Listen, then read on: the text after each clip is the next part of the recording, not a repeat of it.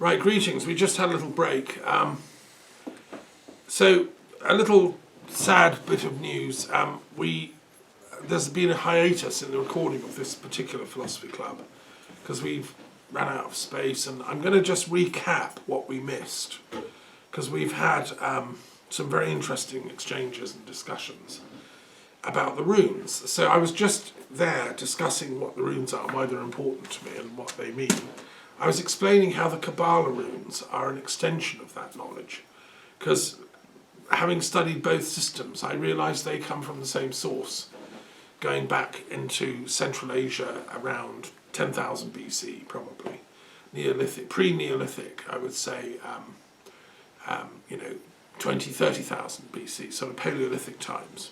The ancestral tribes of both the Indo-European and the Hamitic-Semitic people, I think, were basically the same people or closely related. And it was their metaphysical system that has come down as the runes and the Kabbalah. So I've been trying to piece this together again, and for irenic purposes, the point of doing depth philosophy is to try and show the commonalities between the traditions.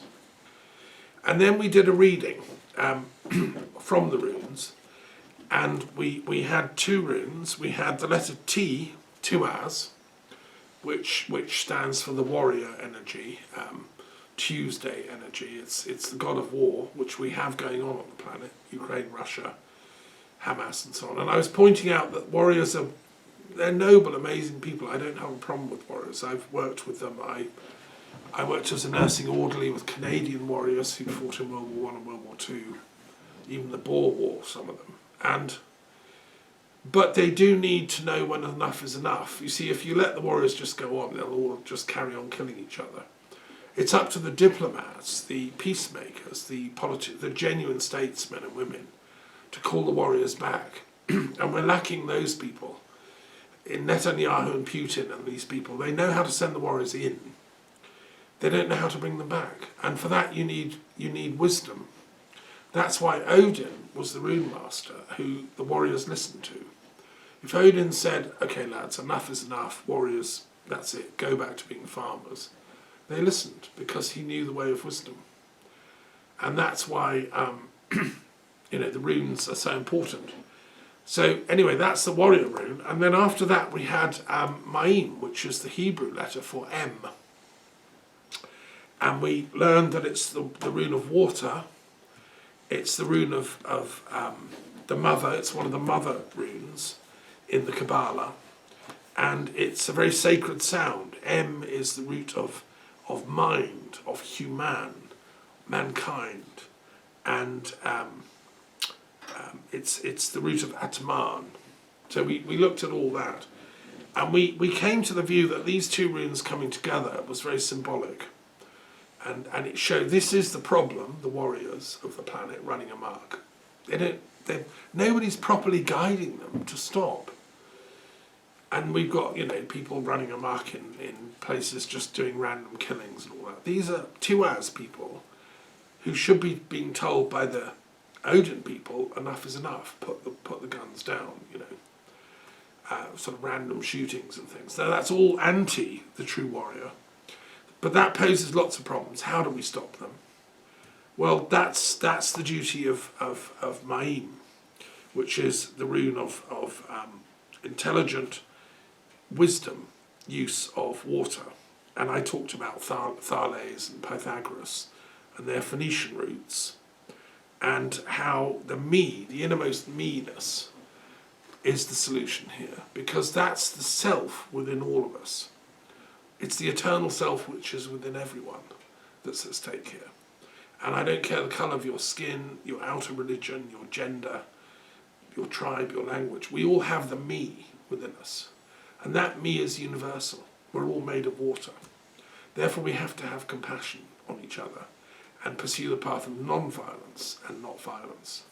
The way of the warrior needs to be transcended by the way of Ma'im, the way of water. And I did also point out that in the Kabbalah this is true, because we're trying to move from the Kabbalistic Sephiroth of Gevurah, which is judgment, aggression, violence, to that of chesed, which is compassionate, loving kindness, and that all the messiahs of history are moving in that direction.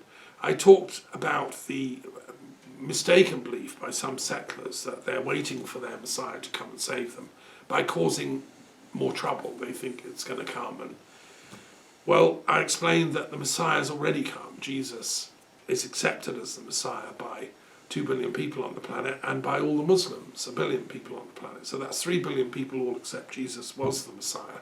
What does that mean? Well, the messiah means the one of compassion who soothes and brings healing. And the word is actually related to massage, incredibly. It's the one who is anointed with the oil that brings peace and healing to mankind, not aggression, violence and bombing. So fake messiahs may think, well, let's go and bomb everyone and drop nukes. And some foolish pseudo-Christians think that Jesus is going to be angry and support, bombing runs.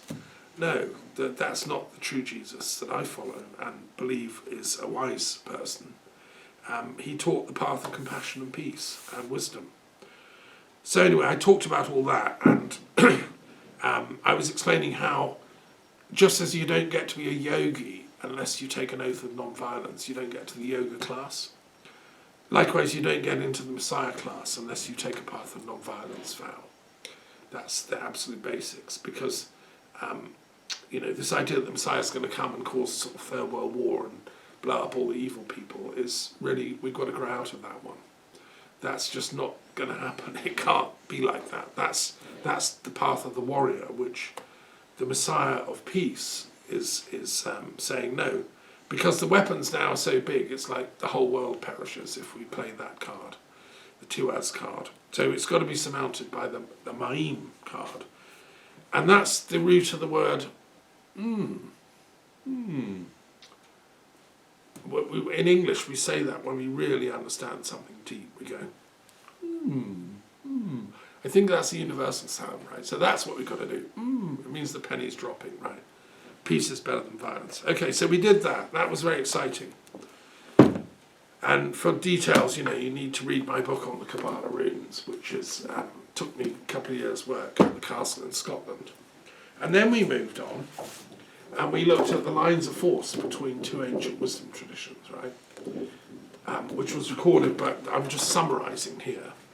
My friends had the benefit of the full thing, but we looked at Jainism, the Digambara tradition, number 88 in the box of the periodic table of religions and philosophies.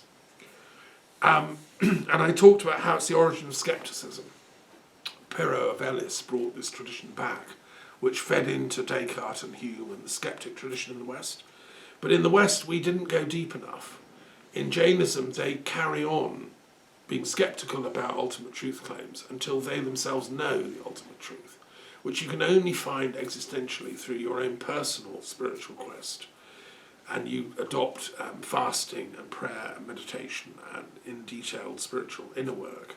And then you reach Kaivalya Jnana. And then lo and behold, you discover there's a load of other Jain siddhas who got there first. So that's the Digambara wisdom, which Piro Velis brought back to Europe. Bless him. And it teaches non-violence of thought as well, because we can't judge anyone wherever they are on the table or on the tree of life, because that's their karmic, causes and conditions that have led to it. We should be compassionate to everyone. I mean, rather than bashing and bombing and killing Palestinians, my Israeli friends, and I have many, and I love you all, should be reflecting on, well, hang on, a slight karmic deviation when my karmic angels were delivering me to the womb. I could be them. I could have been born in Palestine. It's a shared karma, the Israelis and Palestinians. They're being interborn into each other's communities, in my opinion. And so you might be bombing your great-grandmother or whatever. And this is why it's got to stop. Only through wisdom can we stop this killing, which is anti-wisdom. So we learned about the path of non-violence. And then we looked at the tradition of the Coptic Christians. And I talked about the wisdom of the ancient Egyptians which fed into early Christianity. St. Mark was the founder of the Coptic Church, but so was Jesus. And I explained how in tradition, Jesus, according to the Gospel of Matthew, was taken to Egypt as a baby for refuge by his father Joseph and mother Mary. And I speculated that Joseph must have had relatives in Egypt, probably in Alexandria or nearabouts. There was a very large community in Alexandria of Jews, and they were very learned Jews, and they had a particular philosophical approach to Judaism that was very close to Christ's. They said that the spirit is what matters, not the letter. Philo of Alexandria was one of them. He'd read Plato. He knew that true philosophy works through analogy, metaphor, myth. It approaches truth obliquely. You know, the stories of the Bible are not meant to be read literal truth, historically speaking. They're allegories to get the soul to wake up. So the story of, say, Moses striking the rock and water comes out to feed the tribes. It's not like, oh yeah, there was a real rock and real water and a real staff. No, when you're stumbling in the desert and you don't know where to go, God will send you a miracle. It may not be water, it may be something else. It's a teaching device, these allegories. That's what Philo said. And you can see Jesus in the classroom thinking, getting it, and then going back to Galilee and teaching his friends, his students, his disciples. It's the spirit that matters, not the law of the letter. And he was teaching compassion. He was teaching how to get to Hesed, like any true Messiah does. So I explained all that. And the other thing I was getting onto about the Coptics, which is that they also have the Gnostic tradition in depth, because a lot of the Gnostic writings are written in Coptic Egyptian. And Valentinus was one of their great teachers, and Egypt was a homeland for wisdom, Gnostic stuff. And the Gospel of Mary Magdalene was discovered in a place in Egypt where the founder of alchemy, Zosimus, was based. Now Zosimus lived about 200 years after Christ. He was a very, very wise Egyptian sage, and he knew in his books, he references the books of Enoch, the Kabbalah, esoteric Christianity, Gnosticism, Judaism, Greek thought, Plato, Zoroastrianism, etc., etc., etc. And he put it all together and he called it alchemy. And Carl Jung did a series of commentaries on a text of Zosimus that has come down.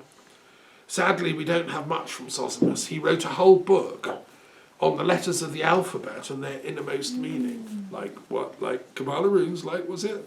Exactly. And I discovered this when I was writing this book. Zosimus did the same 1800 years ago, and we only have omega, which is the last letter that survived, which I think is really interesting. And I haven't yet managed to get a copy of Zosimus's version of omega. If anyone's got it as a PDF, please send it to me. But the point is, there was a typical Egyptian Gnostic wisdom sage, right? And he figures in my book of religious mathematics, because I had a dream vision in which the student goes to visit Zosimus's library and discovers all the scrolls and stuff and learns mathematics. It's fun in my book on religious mathematics. And in that place where he came from was where the Gospel of Mary Magdalene was discovered, like in a grave. And also not far from there was the Nag Hammadi scrolls discovered, which gave us the Gospel of Thomas, the Gospel of Philip, and loads of other Gnostic writings. So Egypt was awash with this esoteric form of Christianity, which we call Gnostic. All it means is the wisdom version of Christianity. So that's all really fascinating stuff, and that's all in the Coptic. But of course we don't learn about this stuff at school. In the Anglican Church, only a few real savants, professors at Oxford, know about this stuff. There's one professor of religious studies at Oxford who's done a commentary on the Gospel of Mary, line by line, great, I love it. But he doesn't go into the detailed metaphysics of it. I did that. Much as I love the Anglican professors at Oxford, they sometimes stop this side of too daring metaphysical statements, and I think it's time to roll away roll away the stone and let the truth come out, folks. So, but anyway, that's all in the Coptic. And then we also have the Ethiopian, which is to die for profound, because that was seeded from the Coptic church, who took it down to Ethiopia, down the Nile. And that's why in the Ethiopian Bible they've kept the Book of Enoch. It's there in black and white. And I was overblown with joy when I discovered this, because I've always liked my Rasta friends, and they love the Ethiopian Bible. They look on Ethiopian Christians as the real Christians. And so I did a commentary on the Book of Enoch, which you can listen to. It's on my Green University site, in detail. If you don't know about the Book of Enoch, it's time you discovered it, read it, listened to my commentary, because it's you can't make sense of the Bible without the Book of Enoch. The Book of Enoch explains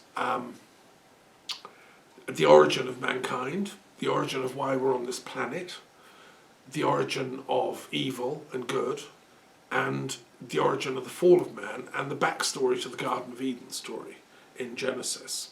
How we got to be here, suffering and all that stuff. It's all in the Book of Enoch. And it was only rediscovered when a Freemason from Scotland, and don't forget I was researching all this living in the castle in Scotland. He was a Freemason from Scotland who lived in the 1700s. He went on an overland trip as an explorer to Ethiopia in the 1700s. This is like, should be made into a movie, it's epic stuff. And he became friendly with the king of Ethiopia, who was a Christian, and probably took some whiskey with him or something. And he got to be so friendly that he ended up as a tutor to the children of the ruler of Ethiopia. And when he left, after a couple of years, he said, "What would you like to take back? Any gift you want?" He said, "I'll have 3 copies of the Book of Enoch, please." You know, and he brought them back to Europe. And he left one with the King's Library in Paris for the French king, as a matter of courtesy. He left one at the University of Oxford, which he left for the scholars to work on. And he kept one at his home in Scotland in the castle. And, you know, it was a revolution, because when people discovered the Book of Enoch, they realised the Bible was much more profound than they thought. And we also know that the Essene community of Qumran had the Book of Enoch, because there are fragments of the Book of Enoch discovered in the archaeology finds at Qumran, which I visited. And that means Jesus had access to it, because he was around at the same time as the Essenes. Some people say he spent some time in the Essene community. I'm sure he did. Mostly in Egypt, because they were twinned to one near Alexandria, but he would have gone to the one in the River Jordan Valley as well, the Dead Sea. And we know that because a lot of what he says is taken from the Book of Enoch. When Jesus talks, he's quoting the Book of Enoch. You only learn this if you read the Book of Enoch. Jesus' life and work doesn't make sense if you don't read the Book of Enoch. Well, you know, so get with the story and read it. Listen to my commentary. I've explained all this in detail. And it's the Book of Enoch that talks about the Son of Man. What's the Son of Man? Where did he appear from? Jesus keeps saying, "I am the Son of Man." You know, like, what? Who's that? I don't know. The Book of Enoch explains it. Basically, it's a messenger sent from God Most High in the heaven world, which Enoch visits, by the way. The plot line of the Book of Enoch is there's this sage called Enoch, who is much older than Abraham. He's older than Noah. He's a descendant of Adam and Eve. He is the wisest sage of his day. He's one time in his home, and he's visited by a sort of angelic chariot. Right? Okay, UFO, whatever you want to say, I don't know. Which takes him to the heaven worlds and says, "Enoch, come with us." And it shows him the throne room of God. And Enoch actually talks with God and the archangels that are guarding God, and is taken up the 7 levels to the heavenly palace of the kingdom, and is shown, like everything, all the mysteries, right? And then is shown that the Son of Man has to go back and teach humanity how to behave because we're messing about and ruining the planet. So if you think, as I've done as a scholar, and you reckon, Jesus must have been familiar with this book of Enoch, it explains why he did what he did, what his mission was, why he thought he had to save mankind, and why he said, I'm the Son of Man, you know, and why he was a bit cagey when they all said, are you the Messiah? He was sort of, it's like, that's not quite the right word. I mean, you can say that if you want. Actually, I'm on a heavenly mission from my Father in heaven, doing God's work here. Anyway, it's really fascinating stuff, and these Ethiopian Christians had that. And even now, we in the West, we don't have this. You see, if I was Archbishop of Canterbury, I'd immediately stick the Book of Enoch in the Bible.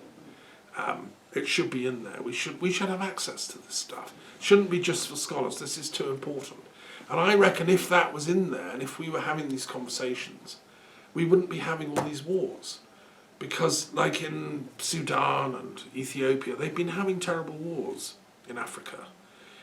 They shouldn't. They should be having wisdom work. They should be having seminars, philosophy clubs. Their universities should be translating and studying all these mysteries. And they shouldn't be like, we shouldn't be against anyone's wisdom. This is why things like anti-Semitism or Islamophobia are just silly, because we should be studying the wisdom of the Semitic traditions, be they Islamic, Christian or Jewish. We should be studying the wisdom of the Sanskrit, Indo-European, Norse peoples. If we really dive into the wisdom traditions of humanity, we all win. If we carry on the path of Tuaz, we all lose. You know, it's as simple as that. So anyway, that's what we learned from our study of the periodic table this time. And I think that's a good Happy New Year present to give everyone.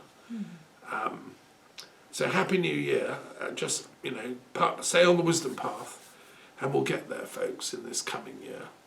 And please stop bombing and killing and, you know, all that warrior work. Put the weapons down and go and find a teacher to teach you philosophy, and choose the path of non-violence and say, no, I'm a conscientious objector now. I won't fight anymore. I'm going to start studying philosophy. And if anyone wants something in writing, I'll send something in writing to you to give you backup legally, so that you can get out of prison and go and do social work or something. You don't have to go and kill Palestinians or kill Israelis. You can do social work, gardening, philosophy, do a degree, something useful. Anyway, there we are. Happy New Year, people. And may the gods look down and bless us, and may Tengri send his light upon us all.